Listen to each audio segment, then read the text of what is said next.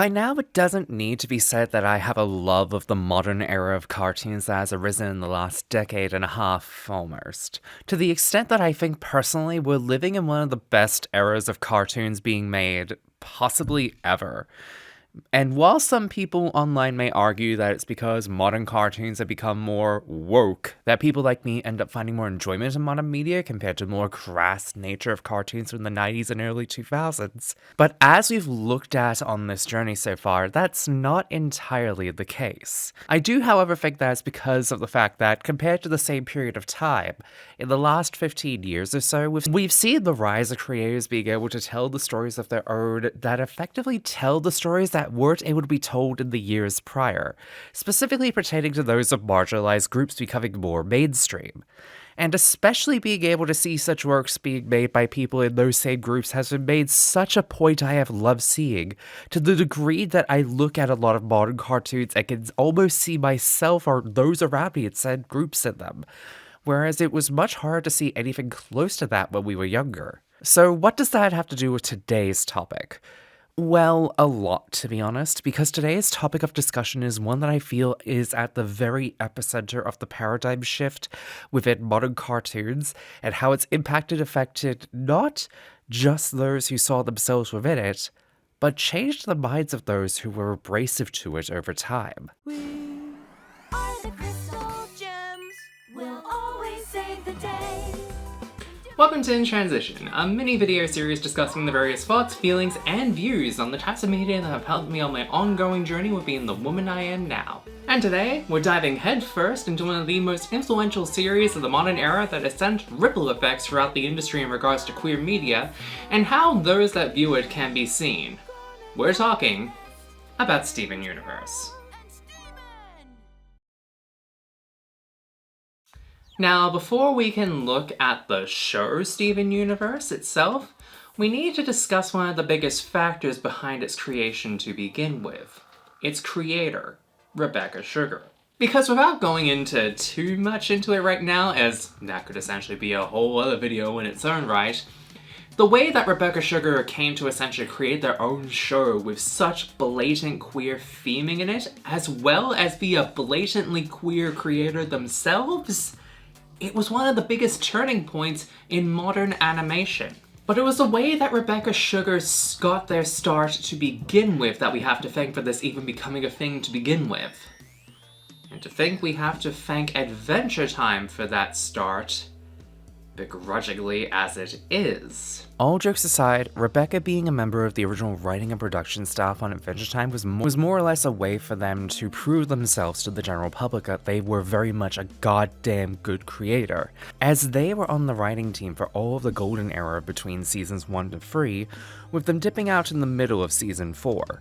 And when you're half of the team responsible for half of the best parts of one of the cartoons that began Cartoon Network's 2010s revival era, you pretty much have it made from the get-go.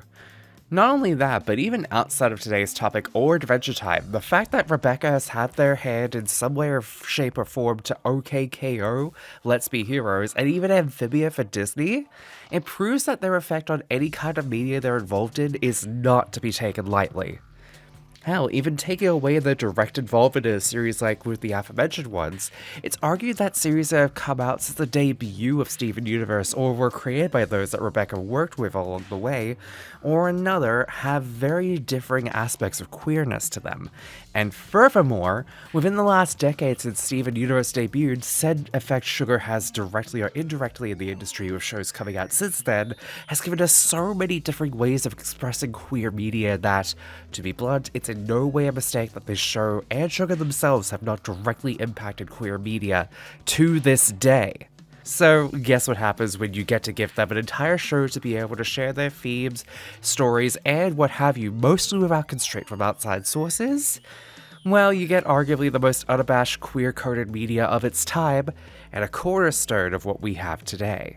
But while it would be easy to just simply say queer people making queer media seems like a no-brainer, and just be done with this section, just lowering it down to only that would be doing a disservice to what is arguably been one of the better periods of time for any creative, period. And to be upfront, it makes talking about Steven Universe in general a lot easier to do, Because talking about the show without mentioning the ripple effects that Rebecca Sugar has made to the entire industry as a result is in itself a major disservice.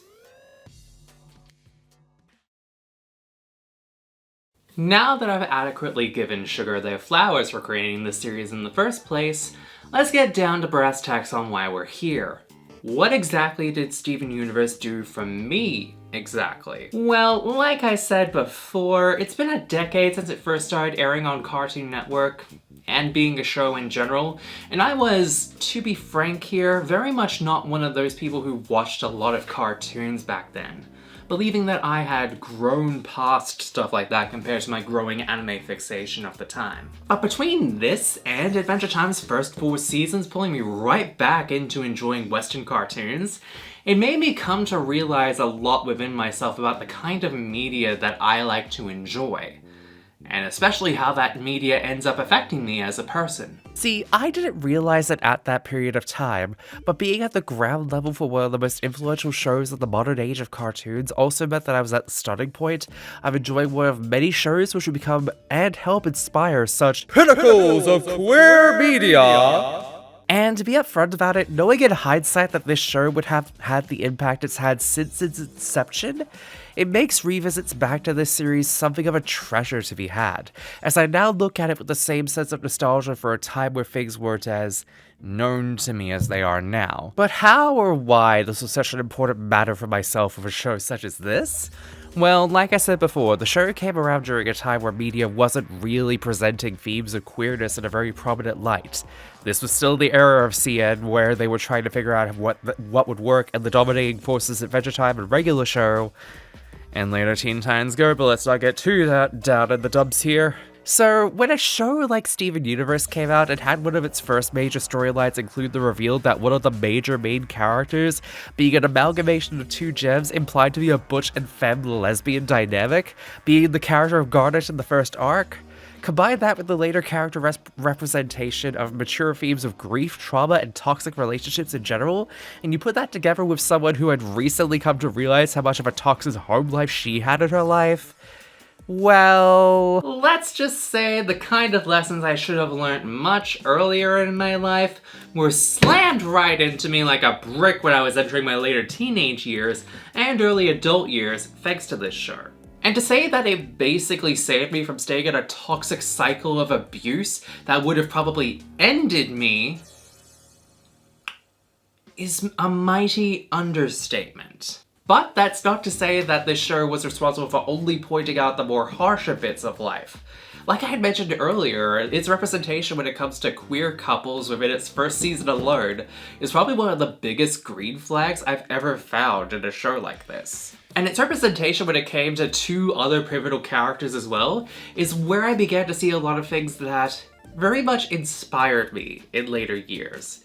One of them being this little green gremlin. yes, I'm an unapologetic Peridot stan. I mean this very genuinely when I say the first time I ever saw this little demon on screen, I instantly felt a weird kinship with them, even though they were meant to be a villain in the show, but later turned into such an adorable dragonist that I couldn't help rooting for them to assimilate life on Earth.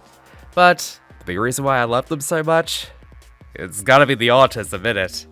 Not even kidding here. Peridot being the perfect representation of what autism is like in this show.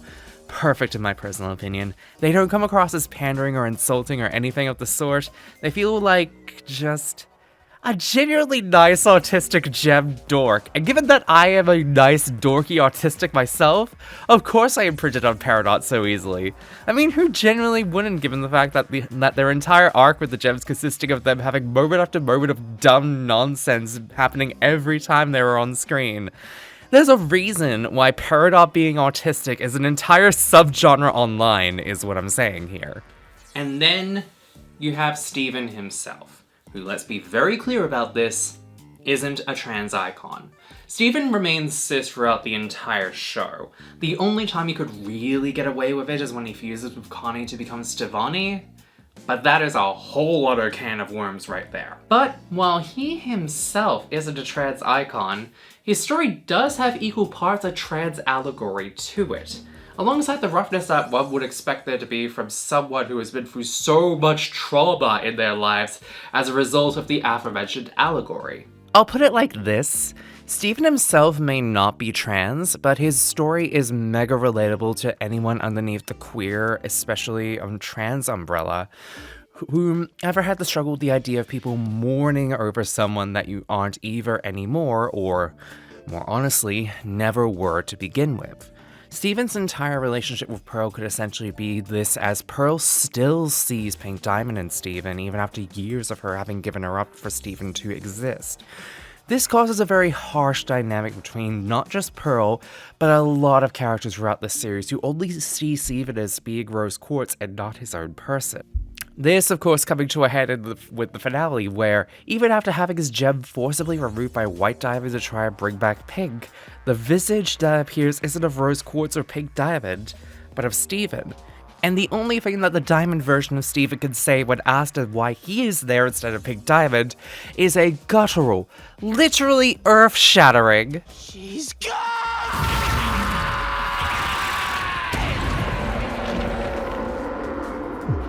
And if that isn't one of the more relatable moments of any trans or queer person can relate to in this series, I don't know what fucking is. And that's not touching on the song that follows up on this and ends the main series, Change Your Mind, which it's simple as how lyrics basically are the coda of the entire series, as well as just being a perfect trans rep song in its own right. And then you have the entirety of Future essentially focusing on Steven's trauma from the last decade and a bit of his life, and kind of just wrapping it all together in a way that hits way too close to home for someone in her mid-20s who has gone through a lot of trauma, generational or otherwise. All in all, however, that's where I feel like my personal experience with Steven Universe as a show and its characters mainly comes from. Especially with the gift of hindsight allowing me to see a lot more of its more mature themes in it over time. But even with all of its charm and queer themes behind it, as well as its beautiful neurodiverse coding in it as well, what was the thing that kept viewers coming back each and every time a hiatus came about in each season? Well, about that. It's no secret that when the series came about in its initial boom period, it had a very bad habit of not really giving out a lot of episodes frequently, often to the point where fans would go several months without a new episode. This got so bad to the point where that season 5, the final season of the main show, took 2 years to finally be completed, having several month-long breaks between crucial periods of the story being presented to the point where it felt like the network just remembered it needed to air all of them. It was that much of a joke. And when these Stevenbomb events did come and go, it was always later presented with enough to taste of, that's it, for a good month or so before we finally got more of it over time, which begs the question how this show managed to stay in the public consciousness for so long. Well, that's down to 2 things in my opinion. The fandom it had online, and the fact it was a show that stood out amongst all others despite what we've already mentioned until now. Because with a show like this that came out at a peak age of Tumblr and Twitter fandoms, it was only natural that this series came to prominence and kept such a massive fandom because of it, if we're being honest with ourselves. Because fandom during the early 2010s was a lot less toxic than it can be seen today, but it was still just as excitable as it can be seen as online today. And I feel like that's the thing that needs to be focused on here, because being upfront about it, without that die-hard fandom behind it, I don't think Steven Universe would have survived how it did. Think about it. Without its ravenous fanbase chomping at the bit every time a new Stevenbomb comes and goes, and we're left waiting on a resolution on a massive cliffhanger for 4 to 6 months at a time, a show like Steven Universe would have easily been forgotten about in the shuffle that Cartoon Network during the 2010s was guilty of. But it didn't just have any kind of ravenous fandom. It had a ravenous fandom of queer people who were not willing to let a series like this go down in similar ways to other series that had explored it previously. Hell, the other series that Sugar worked on was already on its last legs when SU got to its ending point. It couldn't happen twice. So it kept the series alive how it could, constantly tweeting and posting about it online, constantly making videos on it, keeping that momentum going how it could, And while it wasn't an immediate sense of realizing just how much of an impact it had made over time, it kept it alive to have a movie made the same year it ended, as well as have a sequel series made the following year. I'd argue, without the fandom keeping this alive, Steven Universe arguably would have fallen down the same trap that Adventure Time did in its later seasons. However iffy in quality they became by the end aside. And I'd also go even further to say that without Steven Universe being kept alive as it did, its influence in modern animation throughout its 7-year run would not be as able to be felt the way that it has today, with how, like I said at the beginning, Rebecca Sugar's influence and this show alongside it inspired so much queer media as we know it today. The story of Steven Universe and its fandom alongside it basically is the blueprint that a lot of queer media today has had the joy of following up on its sleeve. That's not a bad thing, mind you. I feel like I need to say that before I go any further. But it's essentially because of how much Steven Universe has more or less become the story of queer creators making queer media unashamedly, and it becoming one of the biggest critical successes in modern cartoons.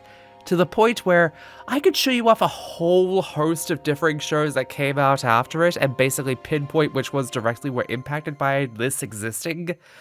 But you don't need me to have to do that. You know which ones were the most impacted by this or directly had similar rises or falls like SU did. And it's arguable because of that, that even if big corporations and whatnot don't see the point behind why queer creators creating queer things is an amazing concept, it stands to reason that people will still want it regardless.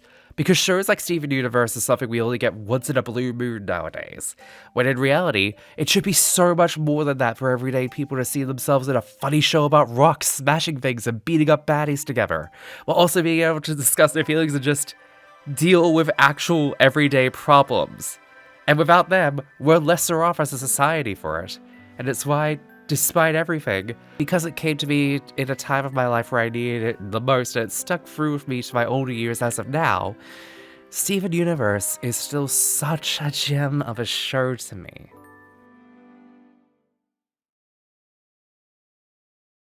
Thank you for watching this episode of In Transition on Steven Universe. Let's get you up there.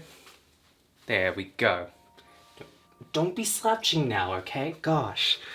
Alright, this one was one I feel like a lot of people on here probably would have expected by now.